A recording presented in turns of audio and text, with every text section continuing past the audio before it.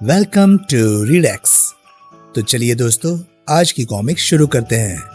आज की कॉमिक्स का नाम है आफत की जड़ और ये कॉमिक्स प्रकाशित हुई थी मनोज कॉमिक्स के अंतर्गत और ये एक फैंटेसी जॉनरे की कॉमिक्स है।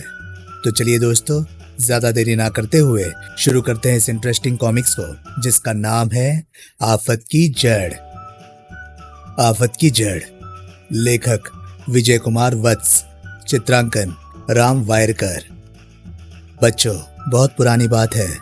त्रिभुवन नगर राज्य के राजा माधो सिंह ने फूलों की घाटी में एक बहुत ही भव्य महल का निर्माण करवाया था। महाराज, महल तो वास्तव में ही बहुत मनोहारी बना है। ऐसा भव्य महल पृथ्वी पर दूसरा ना होगा। प्रधानमंत्री जी, हमारी इच्छा है कि महल जितना भव्य बना है उतना ही भव्य इस महल का उद्घाटन हो। इसके उद्घाटन समारोह को देखकर सबकी आंखें खुली की खुली रह जानी चाहिए। तब तो महाराज, इस महल के उद्घाटन समारोह से पहले मृत्युंजय ऋषि के द्वारा एक विशाल यज्ञ संपन्न करवाना उचित रहेगा। यज्ञ के पश्चात ही उद्घाटन समारोह हो तो उत्सव में 4 चांद लग जाएंगे। प्रधानमंत्री जी, हमने सुना है कि मृत्युंजय ऋषि बहुत क्रोधी हैं। क्या वो यज्ञ करने के लिए मान जाएंगे? महाराज, यज्ञ करना एक शुभ कार्य है। मृत्युंजय ऋषि ये यज्ञ संपन्न कराने के लिए कभी भी मना नहीं करेंगे। तब ठीक है, हम कल ही मृत्युंजय ऋषि के पास जाकर यज्ञ संपन्न कराने का अनुरोध करेंगे और यज्ञ के पश्चात ही इस महल का उद्घाटन समारोह करेंगे। ये कहकर राजा माधो सिंह प्रधानमंत्री गौतम देव के साथ वहां से चले गए। दूसरे दिन ही राजा माधो सिंह मृत्युंजय ऋषि के आश्रम में पहुंचे। प्रणाम रिसीवर।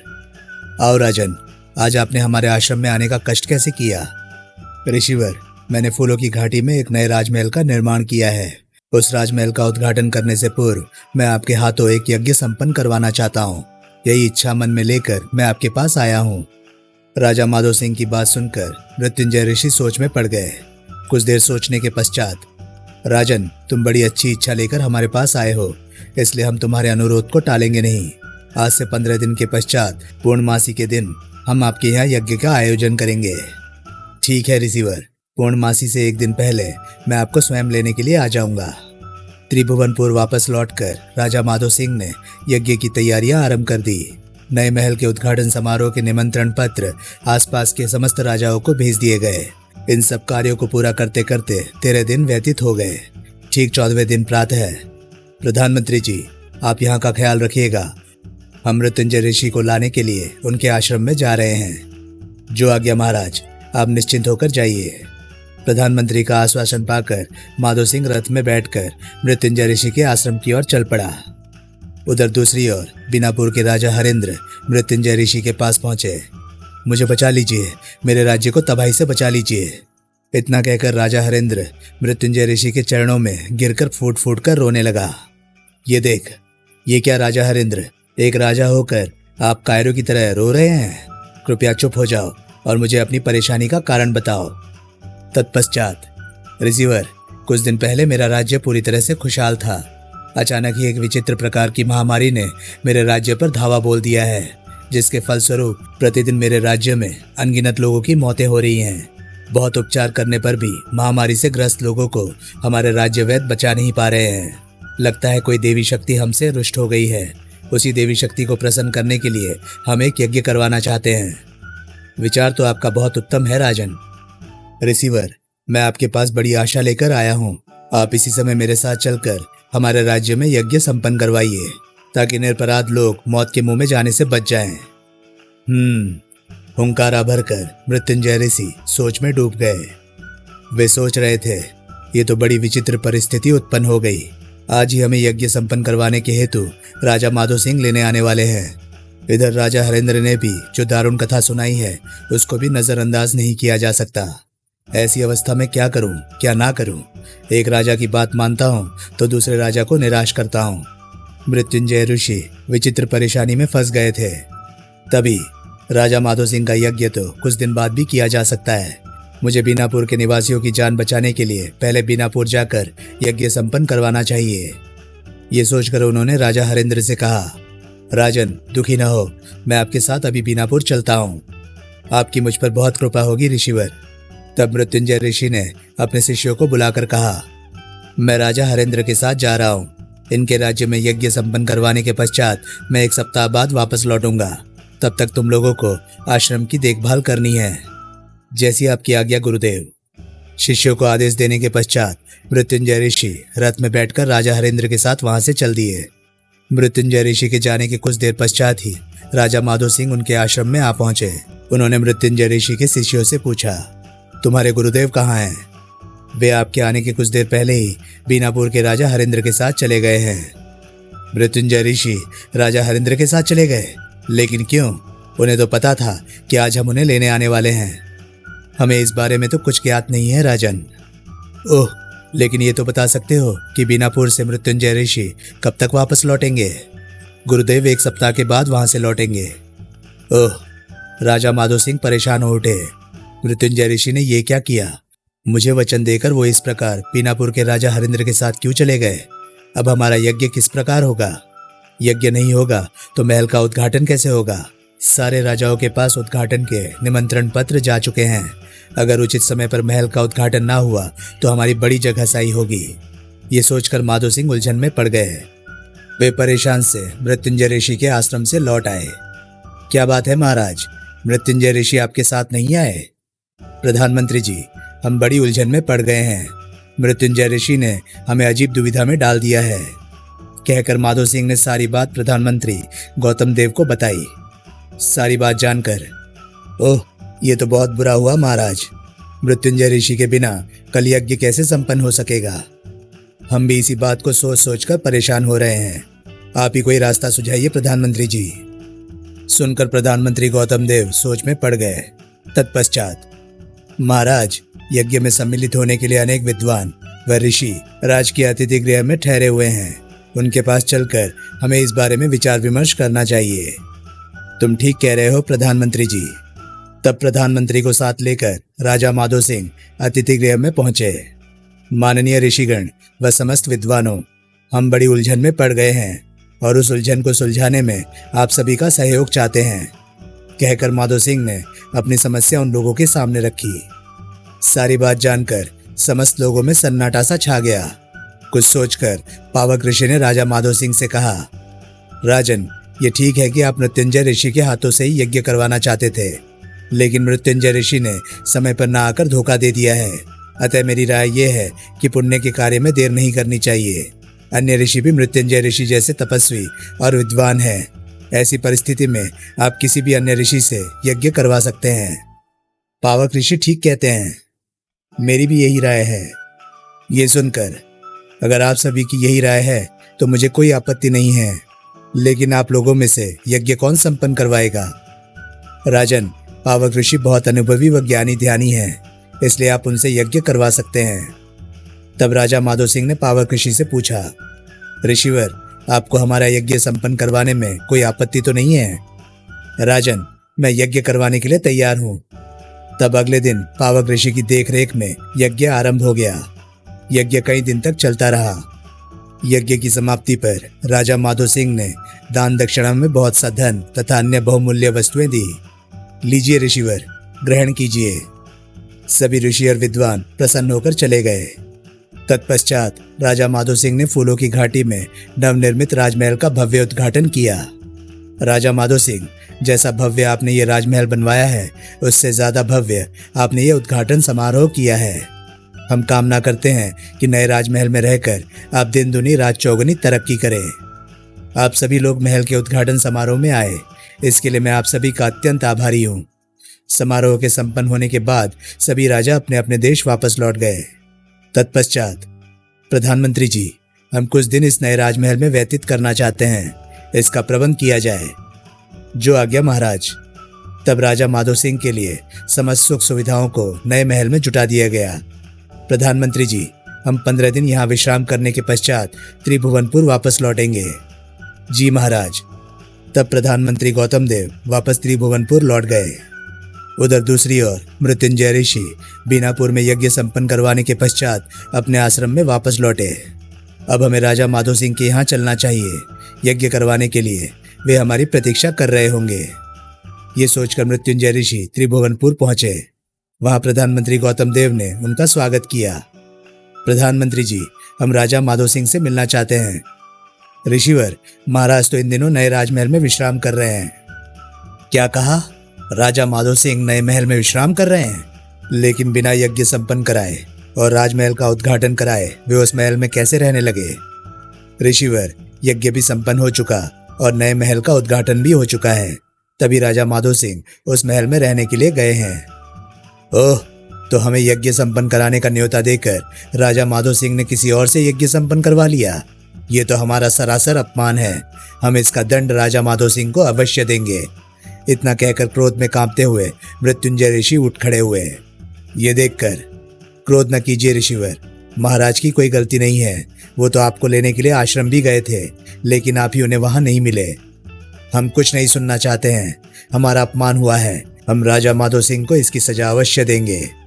प्रधानमंत्री के लाख रोकने पर भी मृत्युंजय ऋषि वहां नहीं रुके और उसी समय फूलों की घाटी में बने नए महल के प्रवेश द्वार पर जा पहुंचे। हटो पहरेदारों, हमारा रास्ता छोड़ो।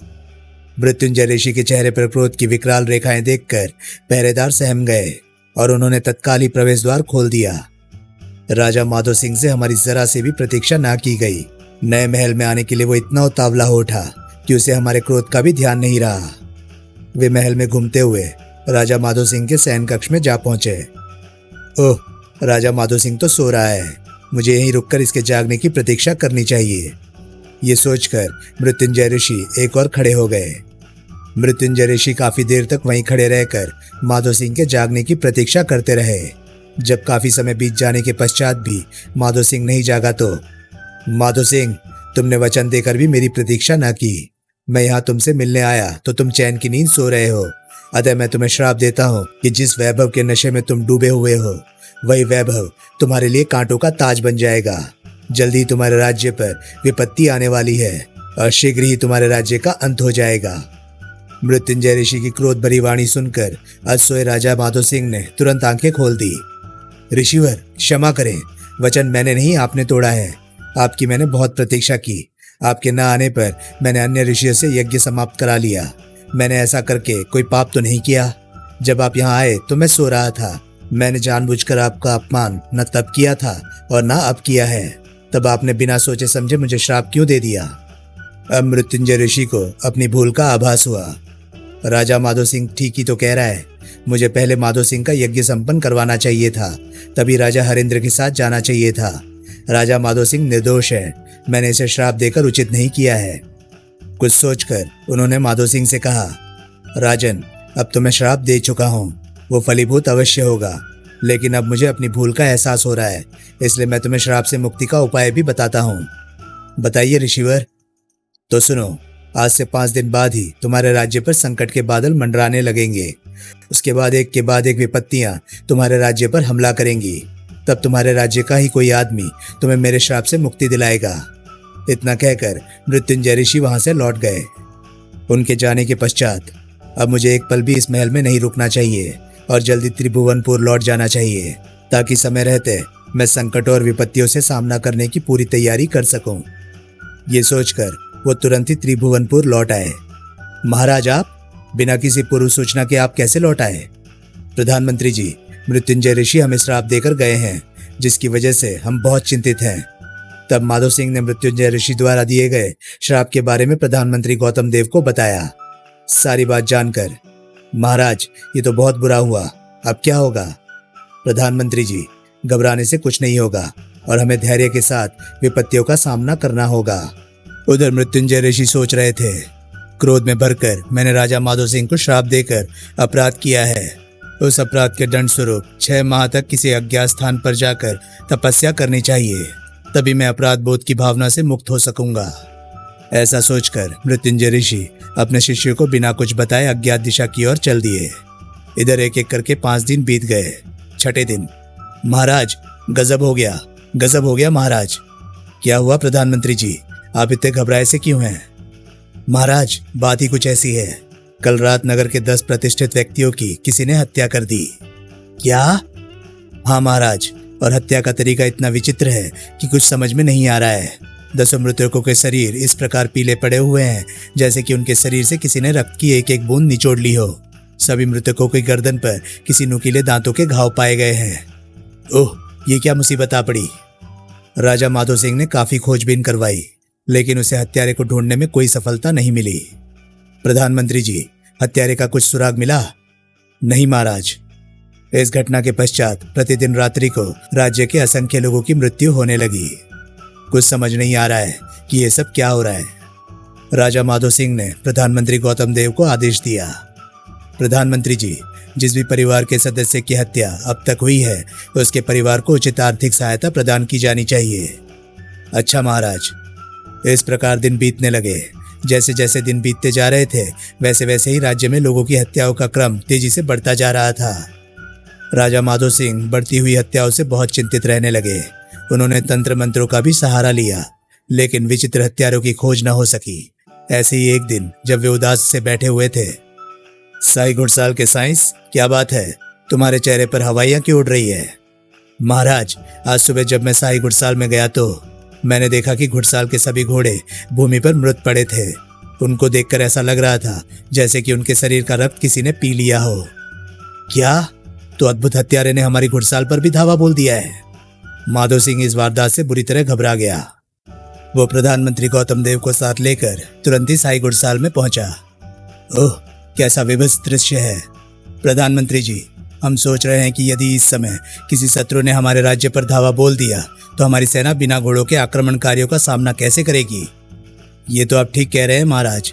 सेना के लिए हमें हर समय चुस्त दुरुस्त सैकड़ों घोड़े चाहिए ताकि शत्रुओं का मुकाबला आसानी से किया जा सके। प्रधानमंत्री जी, हम सोच नहीं पा रहे हैं कि ऐसी विषम परिस्थिति में हम क्या करें। महाराज, हमें शीघ्र ही अच्छी नस्लों के घोड़ों का इंतजाम करना चाहिए। अगर हमारे शत्रुओं को इस बात की भनक भी लग गई कि हमारे अस्तबल के सारे घोड़े मर चुके हैं तो अनर्थ हो जाएगा। प्रधानमंत्री जी, आप ही हमारे लिए अच्छी नस्ल के घोड़ों का प्रबंध कर सकते हैं। खजाने से आप जितना चाहे धन लीजिए, लेकिन जैसे भी हो कहीं ना कहीं से सेना के लिए अच्छे घोड़ों का प्रबंध शीघ्र ही कीजिए। जो आज्ञा महाराज। उसी दिन खजाने से काफी सोना ले प्रधानमंत्री गौतम देव राज्य से घोड़े खरीदने के लिए चल पड़ा। सैनिकों की एक बड़ी टोली उसके साथ गई। लगता है मृत्युंजय ऋषि के श्राप के कारण ही राज्य में यह हत्याएं हो रही है। इधर राजा माधो सिंह राज्य में हो रही हत्याओं से बहुत दुखी था। ये सब फूलों की घाटी में बने नए महल के कारण हो रहा है। नया महल ही सारी आफत की जड़ है। ना मैं वो महल बनवाता, न मृत्युंजय ऋषि मुझसे रुष्ट होकर मुझे श्राप देते, और ना हमारे राज्य में इस प्रकार होने वाली हत्याओं की दुर्घटना घटती।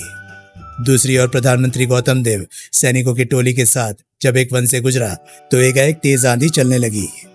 ओह, एकाएक ये मौसम में परिवर्तन कैसे हुआ? अभी कुछ देर पहले ही आकाश में सूर्य चमक रहा था। अरे बचो! इससे पहले कि प्रधानमंत्री गौतम देव और सैनिक कहीं रुककर आंधी से बचने का आसरा ढूंढते, अरे इधर! अरे, सारा रथ किस दिशा की ओर भागा चला जा रहा है। उसने मुड़कर अपने साथियों को देखना चाहा, पर उसे कुछ नजर नहीं आया। तब अपने को गिरने से बचाने के लिए गौतम देव ने कसकर रथ को थाम लिया। रथ दौड़ता रहा। भय से गौतम देव की आंखें मूंद गई। थोड़ी देर बाद जब उसके होश ठिकाने हुए, अरे ये मैं कहाँ आ पहुंचा? लगता है आंधी के वेग से उड़कर मेरा रथ यहाँ आ गया है। अभी वो हक्का बक्का सा चारों ओर देख ही रहा था कि गौतम देव मेरे पास आओ, गौतम देव मेरे पास आओ। अपने नाम की पुकार सुनकर वो चौंक उठा। है, इस घनघोर जंगल में कौन मेरा नाम लेकर पुकार रहा है? उसने हैरत से चारों ओर देखा, लेकिन उसे कोई दिखाई नहीं दिया। गौतम देव, हैरान ना हो, मैं तुम्हारे सामने वाला पेड़ बोल रहा हूँ। तब उसने चौंक कर अपने सामने वाले पेड़ की ओर देखा। क्या पेड़ भी मनुष्यों की भांति बोल सकते हैं? गौतम देव, मैं स्वर्गलोक का देवदूत हूँ। एक दिन पृथ्वीलोक का भ्रमण करने की इच्छा से मैं पृथ्वीलोक पर उतरा तो इस वन में झक्कड़ नाम के राक्षस से मेरी मुठभेड़ हो गई। झक्कड़ राक्षस जादू भी जानता था। उसने मेरे माथे में जादुई कील ठोक दी, जिसके परिणाम स्वरूप मैं तुरंत ही पेड़ बन गया। ओह, तो तुम्हारे तने में गड़ी हुई ये कील जादुई है? हाँ, यदि ये कील मेरे तने में से निकल जाए तो मैं पुनः अपना देवदूत वाला स्वरूप पा सकता हूँ। ये कौन सा मुश्किल काम है? मैं अभी तने में से जादुई कील निकाले देता हूँ। ये कहकर गौतम देव तने में से कील निकालने के लिए आगे बढ़ा। तभी गौतम देव, ऐसा अनर्थ ना करना, जल्दी से पीछे हट जाओ। यदि तुम मुझे छू लोगे तो तुम भी मेरी तरह पेड़ बन जाओगे। ओह! गौतम देव ने घबराकर बढ़ते कदम पीछे हटा लिए। तब पेड़ ने उससे कहा, गौतम देव, झक्कड़ राक्षस ने मेरे माथे में जादुई हथौड़े से कील ठोकी थी। उसी जादुई हथौड़े से मेरे माथे की कील निकलेगी। जादुई हथौड़े को तो झक्कड़ राक्षस अपने साथ ले गया होगा। नहीं, मेरे माथे में कील ठोकने के पश्चात झक्कड़ राक्षस ने उसे सामने वाले सरोवर में फेंक दिया था। ओह, सरोवर से हथौड़ा कैसे निकलेगा? गौतम देव, तुम अगर थोड़ा सा साहस करो तो हथौड़ा सरोवर में से निकल सकता है। मेरे बराबर वाले वृक्ष के पत्तों को यदि तुम अपने शरीर पर मसल लोगे तो तुम सरोवर के पानी में डूबोगे नहीं और आराम से सरोवर की तलहटी में जाकर हथौड़े को ढूंढकर ला सकते हो। तब तो मैं अभी तुम्हारे बराबर वाले पेड़ की पत्तियां तोड़कर अपने शरीर पर मसल लेता हूँ। गौतम देव ने जल्दी से पेड़ के पत्ते तोड़े और उन्हें अपने शरीर पर मसल लिया। तत्पश्चात वो पेड़ से बोला, देवदूत, अब मैं सरोवर में जाकर जादुई हथौड़े को ले आता हूँ। जाओ गौतम देव, भगवान तुम्हें सफलता प्रदान करे। तब गौतम देव सरोवर के तट पर पहुंचा और सरोवर के पानी में तैरता हुआ सरोवर की तलहटी में जा पहुंचा। तलहटी में काफी खोजबीन करने के पश्चात उसे जादुई हथौड़ा मिल ही गया। वो रहा जादुई हथौड़ा। फिर उसने तलहटी में पड़ा हथौड़ा उठा लिया। हथौड़ा लेकर वो सरोवर से निकला और कील ठुके हुए पेड़ के पास आया। गौतम देव, तुम हथौड़ा ले आए, तुम सचमुच बहादुर हो। तब गौतम देव ने कील के इधर उधर हथौड़े से तीर प्रहार किया। ठाक ठाक, हथौड़े के प्रहार से कील ढीली हो गई। आह! फिर गौतम देव ने तने में गड़ी कील खींच ली। कील खींचते ही, ओह, तो तुम ही हो देवदूत। हाँ गौतम देव, मैं तुमसे बहुत प्रसन्न हूँ। मांगो, क्या मांगते हो? तुम जो भी मांगोगे मैं तुम्हारी इच्छा पूरी करूंगा। ये सुनकर गौतम देव सोच में पड़ गया। मैं राज्य से अच्छी नस्ल के घोड़ों की खोज में निकला हूँ, क्यों न देवदूत से मैं अच्छी नस्ल के घोड़े ही मांग लूं। ये सोचकर उसने देवदूत से कहा, देवदूत, हमारी सेना के सारे घोड़े मर गए हैं। अपनी सेना के लिए मुझे अच्छी नस्ल के घोड़े चाहिए। गौतम देव, घोड़े तुम्हें मिल जाएंगे, लेकिन उसमें थोड़ा समय लगेगा। मैं यहाँ से अब सीधा स्वर्गलोक को जाऊंगा और वहां से ही अच्छी नस्ल के घोड़ों की फौज त्रिभुवनपुर भेजूंगा। ठीक है देवदूत।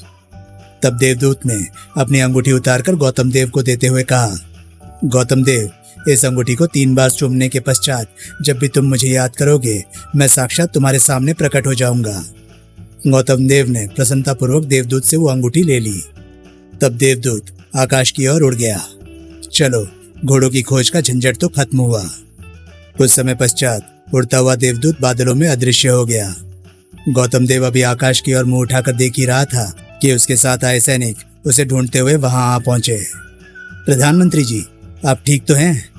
हाँ, मैं ठीक हूँ। चलो, अब हमें त्रिभुवनपुर लौट जाना चाहिए। प्रधानमंत्री जी, हम त्रिभुवनपुर अभी कैसे लौट सकते हैं? भला अभी हमें घोड़े कहाँ मिले हैं? घोड़ों की फिक्र ना करो, जल्दी ही अच्छी नस्ल के घोड़ों की फौज त्रिभुवनपुर पहुंच जाएगी। प्रधानमंत्री का आदेश पाकर सभी सैनिक त्रिभुवनपुर की ओर वापस लौट पड़े। उन्हें खाली हाथ लौटते देखकर, ये क्या प्रधानमंत्री जी, बिना घोड़े लिए ही खाली हाथ लौट आए? महाराज, मैं घोड़ों का सौदा कराया हूँ, शीघ्र ही घोड़े यहाँ पहुंच जाएंगे। दूसरे दिन प्रातःकाल ही टप टप टप टप टप टप। ये क्या, आकाश में ये गड़गड़ाहट कैसी? ऐसा लग रहा है जैसे आकाश मार्ग से हजारों घोड़े एक साथ चले आ रहे हैं। लगता है देवदूत ने आकाश मार्ग से ही घोड़ों की सेना भेजी है। जल्दी ही आकाश में धूल के बादल छा गए। अगले क्षण धूल के बादलों में से घोड़ों की विशाल फौज प्रकट हुई। ओह, ये तो सचमुच ही घोड़ों की फौज है। महाराज, ये वही घोड़े हैं जिनका सौदा मैं कल करके आया था। कुछ देर में ही घोड़ों की फौज राजकीय उद्यान में उतर गई। अनगिनत घोड़े थे, सफेद, लाल, काले, सुनहरे। इतनी अच्छी नस्ल के घोड़े किसी भी शाही अस्तबल के लिए शान की बात होगी। सचमुच प्रधानमंत्री जी ने बड़े ही उत्तम घोड़ों की खोज की है। तब प्रमुख घुड़सवार ने आगे बढ़कर राजा माधो सिंह से कहा, महाराज, आपके प्रधानमंत्री के आदेश पर हम ये घोड़े लेकर आए हैं, इन्हें स्वीकार कीजिए। ये कहकर सभी घुड़सवार आकाश मार्ग की ओर चले गए। तब राजा माधो सिंह ने सारे घोड़ों को शाही अस्तबल में भिजवा दिया। फिर माधो सिंह ने प्रधानमंत्री से कहा, प्रधानमंत्री जी, घोड़ों की चिंता तो दूर हो गई, लेकिन राज्य में हो रही हत्याओं के हत्यारों की खोज अभी नहीं हो पाई है। महाराज, दुखी न हो, शीघ्र ही हत्यारों का पता भी चल जाएगा। इसके अगले दिन प्रातः साई घुड़साल का साइस हाफता हुआ राजा माधो सिंह के पास पहुंचा। महाराज, महाराज, घुड़साल में घोड़ों के स्थान पर सुअर बंधे हुए हैं। ये कैसे हो सकता है? कल ही तो नए घोड़ों को घुड़साल में बांधा गया था। महाराज, मैं सच कह रहा हूँ, आप स्वयं चलकर अपनी आंखों से देख लीजिए। ठीक है, हम अभी तुम्हारे साथ चलकर देखते हैं। माधो सिंह उसी समय साइज के साथ शाही घुड़साल में पहुंचे। ओह, ये तो वास्तव में ही घोड़ों की जगह सुअर बंधे हुए हैं। इसका मतलब है कि प्रधानमंत्री ने हमारे साथ धोखा किया है। हम तो कल उसी समय आश्चर्य में पड़ गए थे जब घोड़ों की फौज आकाश मार्ग से नीचे उतरी थी। जरूर ये घोड़े जादुई हैं। मुझे इसी समय प्रधानमंत्री को बुलाकर इस विषय में पूछताछ करनी चाहिए। ये सोचकर उन्होंने साइज को हुक्म दिया, जाओ, जाकर इसी समय प्रधानमंत्री को यहाँ बुला कर लाओ। जो आज्ञा महाराज।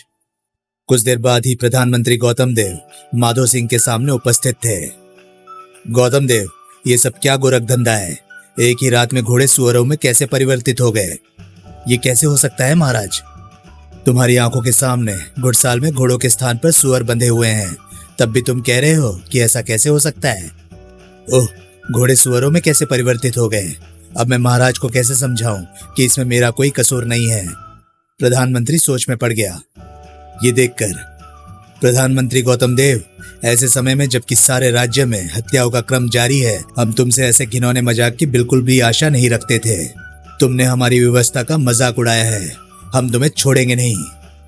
महाराज, मेरी बात तो सुनिए, मैं बेकसूर हूं। लेकिन राजा माधो सिंह ने प्रधानमंत्री की एक ना सुनी और 2 सैनिकों को बुलाकर आदेश दिया, सैनिकों, इस देशद्रोही को ले जाकर कारागार में बंद कर दो। जो आज्ञा महाराज। सैनिक प्रधानमंत्री गौतम देव को पकड़कर ले गए और उसे कारागार में बंद कर दिया। गौतम देव की पत्नी माया ने अपने पति की गिरफ्तारी की सूचना सुनी तो वो राजा माधो सिंह के पास दौड़ी दौड़ी आई। महाराज, मेरे पति को रिहा कर दो, वे निर्दोष हैं। तुम्हारे पति ने अक्षम्य अपराध किया है, हम किसी भी हालत में उसे नहीं छोड़ेंगे। माया ने लाख अनुनय विनय किया पर माधो सिंह ने उसकी एक न मानी। तब कोई चारा न देख उसने माधो सिंह से कहा, महाराज, मैं अपने पति से मिलना चाहती हूँ, कम से कम आप मेरी ये विनती तो स्वीकार करें। ठीक है, तुम कुछ देर के लिए ही अपने पति से मिल सकती हो। तब माधो सिंह के आदेश पर 2 सैनिक माया को कारागार में गौतम देव के पास छोड़ गए। स्वामी, ये क्या हुआ? माया कारागार की सलाखों पर माथा टिकाकर फूट फूट कर रोने लगी। तब गौतम देव ने उससे कहा, माया, रो नहीं और मेरी बात ध्यान से सुनो। तब माया ने जल्दी से अपने आंसू पोंछे। कहो स्वामी, क्या कहना चाहते हो? माया, मेरे शयन कक्ष में सैया के तकिए के नीचे देवदूत की दी हुई अंगूठी रखी हुई है। तुम वो अंगूठी किसी प्रकार मुझे लाकर दे दो तो मैं इस कैद से छूट सकता हूँ। ठीक है स्वामी, मैं अभी जाकर घर से वो अंगूठी ले आती हूँ। जाओ माया, जल्दी करो। तब माया जल्दी से वहां से चली आई। अपने घर पहुंचकर उसने तकिए के नीचे रखी अंगूठी उठा ली और उल्टे पांव ही कारागार में पहुंची। लो स्वामी। बस माया, अब तुम घर वापस लौट जाओ, मैं भी कल सुबह तक घर आ जाऊंगा। तब गौतम देव ने देवदूत की दी हुई अंगूठी को 3 बार चूमा। देवदूत, मैं संकट में फंसा हुआ हूँ, जल्दी आकर मेरी सहायता करो। अगले ही पल, लो गौतम देव, मैं आ गया। बोलो, तुमने मुझे क्यों याद किया? देवदूत, तुमने जो घोड़ों की फौज स्वर्गलोक से भेजी थी वो रात ही रात में सुअरों की फौज बन गई, जिससे रुष्ट होकर महाराज माधो सिंह ने मुझे कारागार में डाल दिया है। गौतम देव की बात सुनकर देवदूत ने आंखें मूंद ली। फिर कुछ देर पश्चात जब उसने अपनी आंखें खोली, गौतम देव, तुम्हारे राज्य पर इन दिनों रक्त की प्यासी पिशाचनी अपना कहर ढा रही है। वो दिन में फूलों की घाटी में बने नए राजमहल में रहती है और रात्रि को त्रिभुवनपुर राज्य में आकर वो लोगों की गर्दन में दांत गड़ाकर उनका खून पी जाती है। ओह, तो ये सब पिशाचनी की करतूत है? हाँ, उसी पिशाचनी ने राजा माधो सिंह के शाही हस्तबल के सारे घोड़ों का खून पीकर उन्हें मार डाला था। शाही घुड़साल में नए घोड़ों की फौज देखकर वो पुनः कल रात घोड़ों का रक्त पीने आई होगी। सारे घोड़ों को उसने ही सुअरों में परिवर्तित कर दिया होगा। लेकिन उसने घोड़ों को सुअरों में क्यों परिवर्तित कर दिया?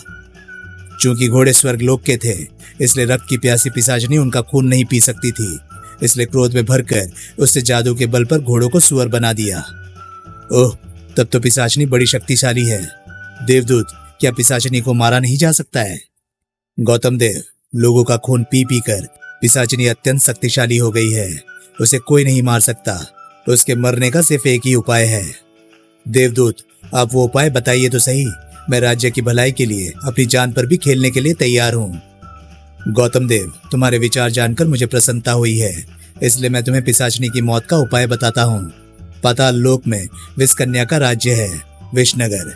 उस राज्य पर स्त्रियों का ही राज है। वहां की स्त्रियां विष से भरी होती हैं, इसलिए उन्हें विषकन्या कहा जाता है। प्रत्येक अमावस्या के दिन अंधेरी रात में विषनगर की विषकन्याएं पाताल लोक से पृथ्वी पर भ्रमण करने आती हैं। तुम्हें अमावस्या के दिन उन्हीं विषकन्याओं को त्रिभुवनपुर में लाना होगा। लेकिन विषकन्याओं को त्रिभुवनपुर लाने से पिशाचनी की मौत का क्या संबंध है गौतम देव?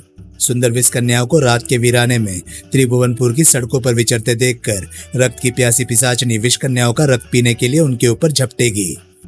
विषकन्याओं की यह विशेषता होती है कि जो भी उनके संपर्क में आता है वो तुरंत ही विष के प्रभाव से मौत के घाट उतर जाता है। जैसे ही पिशाचनी विषकन्याओं का रक्त पीने के लिए उनकी गर्दन में दांत गड़ाएगी, वो तुरंत ही मर जाएगी। लेकिन देवदूत, विषकन्याओं को जबरदस्ती किस प्रकार त्रिभुवनपुर में लाया जा सकता है? मैं उस गुफा का रास्ता जानता हूँ, जिस गुफा से होकर अमावस्या के दिन विषकन्याएं पाताल लोक से पृथ्वी लोक पर आती हैं। मैं तुम्हें एक सुगंधित फूल दूंगा। वो फूल सम्मोहन का फूल है। उस फूल की खुशबू से सम्मोहित होकर विषकन्याएं तुम्हारे पीछे पीछे चल पड़ेगी। ओह, तब तो पिशाचनी का अंत सरलता से होगा। तब देवदूत ने हवा में हाथ घुमाया। अरे ये क्या, हुबहू मेरे जैसा ये आदमी कौन है देवदूत? तुम्हारे जैसी सूरत वाले इस आदमी को मैंने अपनी माया से बनाया है। ये तुम्हारी छाया है। मैं तुम्हें तो इसी समय कारागार से निकाल कर ले जाऊंगा। अतः अब तुम्हारी ये छाया तुम्हारे स्थान पर कारागार में बंद रहेगी।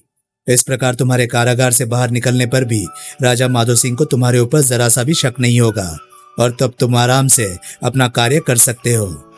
आपका विचार तो उत्तम है देवदूत। तब गौतम देव की छाया को कारागार में छोड़कर देवदूत गौतम देव के साथ कारागार से बाहर निकले। कारागार से बाहर आकर, गौतम देव, परसों अमावस्या है। मैं आज ही तुम्हें उस गुफा के पास छोड़ आता हूँ, जिस गुफा में से अमावस्या के दिन विषकन्याएं पृथ्वी लोक पर आएंगी। ठीक है। तब देवदूत ने गौतम देव का हाथ पकड़ा और आकाश में उड़ गया। कई जंगलों को पार करने के पश्चात देवदूत एक गुफा के समीप उतरा। गौतम देव, यही वो गुफा है। इसी गुफा में से विषकन्याएं आएंगी। तत्पश्चात देवदूत ने गौतम देव को एक लाल फूल दिया। इस फूल की खुशबू से सम्मोहित होकर विषकन्याएं तुम्हारे पीछे पीछे चल पड़ेंगी। अब मैं अदृश्य हो रहा हूँ, लेकिन जब तक तुम अपना कार्य पूरी तरह सिद्ध नहीं कर लोगे, तब तक मैं अदृश्य होकर भी तुम्हारे साथ साथ रहूंगा। इतना कहकर देवदूत अदृश्य हो गया। गौतम देव गुफा के बाहर ही बैठ गया। ठीक अमावस्या की रात को, ओह, गुफा में से सुंदर स्त्रियां निकल रही हैं। लगता है यही विषकन्या है। मुझे जल्दी से देवदूत का दिया हुआ जादुई सफेद फूल निकाल लेना चाहिए। ये सोचकर उसने जल्दी से जेब से सफेद फूल निकाला और विषकन्याओं के आगे आगे चलने लगा। ओह, ये क्या चमत्कार है। हम इस युवक के पीछे पीछे खींची हुई क्यों चली जा रही हैं? गौतम देव फूलों को हाथ में पकड़े हुए त्रिभुवनपुर की ओर बढ़ता चला गया। सचमुच ही देवदूत का दिया हुआ फूल करामाती है। विषकन्याएं फूल के प्रभाव से किस प्रकार मंत्रमुग्ध सी मेरे पीछे चली आ रही हैं। उस समय आधी रात बीत चुकी थी जब गौतम देव विषकन्याओं को लेकर त्रिभुवनपुर पहुंचा। अब इन विषकन्याओं को सड़क पर छोड़कर मुझे कहीं छिप जाना चाहिए। पिशाचनी कभी भी आ सकती है। ये सोचकर गौतम देव वहीं एक पेड़ के पीछे छिप गया। तब मंत्रमुग्ध सी विषकन्या पेड़ के आसपास ही सड़क पर घूमने लगी। तभी, अरे, वो आकाश में उड़ता हुआ कौन इधर आ रहा है? कहीं ये रक्त की प्यासी पिशाचनी ही तो नहीं है? अभी वो सोच ही रहा था कि आकाश में उड़ती हुई आकृति उसके समीप आ गई। खाओ खाओ खाओ। ओह, ये तो सचमुच ही पिशाचनी है। पिशाचनी पृथ्वी पर उतरी और एक विषकन्या की ओर झपटी। आज तो बहुत सारे शिकार घूम रहे हैं। एक एक करके सभी का खून पी जाऊंगी। उसने जल्दी से विषकन्या की गर्दन में दांत गड़ा दिए। ऐसा करते ही पिशाचनी कराह उठी। आह! दूसरे क्षण लगता है पिशाचनी पर विषकन्या के विष का प्रभाव हो गया है। पिशाचनी धड़ाम से पृथ्वी पर गिरी और कुछ देर तक तड़पने के पश्चात शांत हो गई। पिशाचनी के मरते ही देवदूत वहां प्रकट हुआ। गौतम देव, पिशाचनी तो मर गई। अब तुम विषकन्याओं को जहां से लाए थे वहीं पर छोड़ आओ। तुम्हारे वापस लौटने तक मैं पिशाचनी की मृतदेह की देखभाल करूंगा। ठीक है देवदूत। तब सफेद फूल को हाथ में पकड़कर गौतम देव वापस गुफा की ओर चल पड़ा। विषकन्याओं को गुफा के पास छोड़कर गौतम देव वापस देवदूत के पास लौट आया। तब रात्रि को ही गौतम देव को साथ लेकर देवदूत राजा माधो सिंह के पास पहुंचा और उसे सारी बात बताई। देवदूत, आप जो कह रहे हैं, क्या ये बात सच है? हाँ राजन, आइए आपको रक्त की प्यासी पिशाचनी दिखाता हूँ। उसी के कारण आपकी घुड़साल के घोड़े सुअर बन गए थे। देवदूत माधो सिंह को मृत पिशाचनी के पास लेकर गया। ओह, तो यही है वो दुष्टा जिसने हमारे राज्य में कोहराम मचाया हुआ था। हाँ राजन, अगर आपके प्रधानमंत्री गौतम देव जान पर खेलकर विस्कन्या को यहाँ पर नहीं लाते तो पिशाचनी का मरना कठिन था। देवदूत की बात सुनकर माधो सिंह ने आगे बढ़कर गौतम देव को छाती से लगा लिया। प्रधानमंत्री जी, हम बहुत शर्मिंदा हैं। आपकी राजभक्ति पर शक करके हमने आपको कारागार में डाल दिया था। इसके लिए हमें क्षमा कर दें। महाराज, मुझसे क्षमा मांगकर आप मुझे पाप में क्यों डुबो रहे हैं? तब देवदूत ने घुड़साल में बंधे सुअर बने घोड़ों को पुनः उनके असली रूप में कर दिया। तत्पश्चात वो स्वर्गलोक चला गया। मृत्युंजय ऋषि के श्राप का अंत हो चुका था, इसलिए राज्य पर छाए संकट के बादल हट चुके थे। इसके पश्चात राजा माधो सिंह ने वर्षों तक कुशलतापूर्वक त्रिभुवनपुर पर राज किया। इस बीच मृत्युंजय ऋषि भी अपने भूल का प्रायश्चित करके वापस अपने आश्रम लौट आए थे। समाप्त। तो दोस्तों, ये कहानी थी कॉमिक्स आफत की जड़ की। तो ये कहानी आपको कैसी लगी प्लीज कमेंट सेक्शन में मुझे जरूर बताएं। और हाँ, अगर आपको मेरे वीडियोस पसंद आ रहे हैं तो प्लीज उन्हें लाइक करें और चैनल को सब्सक्राइब करें, क्योंकि मैं ऐसे कंटेंट लाता रहता हूं। तो चलिए दोस्तों, मैं मिलता हूं अब आपसे अगली वीडियो में। तब तक के लिए नमस्कार, गुड बाय। सेफ रहिए, खुश रहिए, मजे करिए।